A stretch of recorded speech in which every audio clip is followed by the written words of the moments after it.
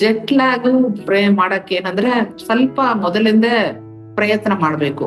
So ಮಗುದು ಹೀಗೆ ಬೇರೆ ಕಂಟ್ರಿಗೆ ಹೋಗಿದ್ರೆ ಈ ಜೆಟ್ ಲ್ಯಾಗ್ ಬರುತ್ತಲ್ವಾ. ಸೊ ಆ ಕಂಟ್ರಿಗೆ ತಕ್ಕಂತೆ ಈ ಮಗುನ 1 ವಾರ ಅಥವಾ 10 ದಿನದಿಂದ ಊಟ ಮಾಡುವ ಟೈಮು, ನಿದ್ದೆ ಮಾಡುವ ಟೈಮು ಸ್ವಲ್ಪ ಅಡ್ಜಸ್ಟ್ ಮಾಡ್ಬೇಕು. ಅಡ್ಜಸ್ಟ್ ಮಾಡ್ಬಿಟ್ಟು ಕರ್ಕೊಂಡು ಹೋದ್ರೆ ಸ್ವಲ್ಪ ಪ್ರಮಾಣದಲ್ಲಿ ಆ ಜೆಟ್ ಲ್ಯಾಗ್ ಇರೋದಿಲ್ಲ. ಆಮೇಲೆ ಇವನ್ ಪ್ರಯಾಣ ಮಾಡುವಾಗಲೂ ಕರೆಕ್ಟ್ ಆಗಿ ನಮ್ಮ ಯಾವ ತರ ಕಂಟ್ರಿಗೆ ಹೋಗ್ತಾರೋ ಆ ಕಂಟ್ರಿಗೆ ತಕ್ಕಂತ ಮಕ್ಕಳಿಗೂ ತಿಂಡಿ ತಿನ್ಸೋದು, ನಿದ್ದೆ ಮಾಡಿಸೋದು ಅದನ್ನ ಅಭ್ಯಾಸ ಮಾಡ್ಕೋಬೇಕು. ಆ ತರ ಮಾಡಿದ್ರೆ ಸ್ವಲ್ಪ ಪ್ರಮಾಣದಲ್ಲಿ ಕಡಿಮೆ ಆಗುತ್ತೆ. ಅದರ್ವೈಸ್ ಜೆಟ್ ಲ್ಯಾಗ್ ಇದ್ರೂ ಒಂದೇ ಕಡಿಮೆ ದಿವಸದಲ್ಲಿ ಇಂಪ್ರೂವ್ ಆಗ್ತಾರೆ. ಅಥವಾ ಕೆಲವು ಮಕ್ಳಿಗೂ 3 ದಿನ 1 ವಾರ ತನಕ ಇರುತ್ತೆ. ಅದರ್ವೈಸ್ 1 or 2 days ಅಲ್ಲಿ ಅದನ್ನ ಕಡಿಮೆ ಮಾಡುವಂಗೆ ನಾವು ತಯಾರಿ ಮಾಡ್ಬೋದು.